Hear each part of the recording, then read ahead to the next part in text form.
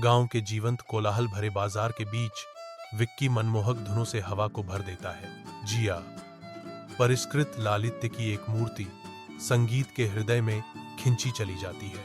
भी भाव वाली जगह में उनकी नहरें मिलती हैं, जिससे एक अनकही समझ पैदा होती है। उस साझा निगाह में एक अनोखा बंधन प्रज्वलित होता है, जो उनकी अलग अलग दुनियाओं को पार करता है। जिया के घर में हवा अनकहे शब्दों से भरी है।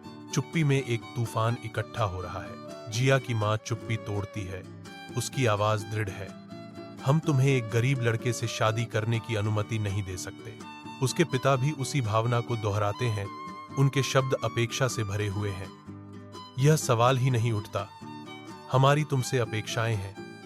जिया, आंखों में आंसू भरकर जिया की आवाज लड़खड़ाती है जब वह विनती करती है, लेकिन मैं बिक्की से प्यार करती हूँ।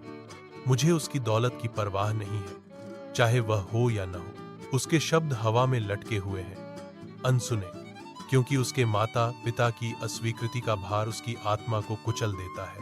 कमरा एक वर्जित प्रेम की बहरी चुप्पी से भरा है। एक भविष्य अनिश्चित है। सूर्य के प्रकाश में नहाया हुआ गांव का मंदिर बिक्की और जिया की कस्में देखने के लिए सजा हुआ खड़ा है।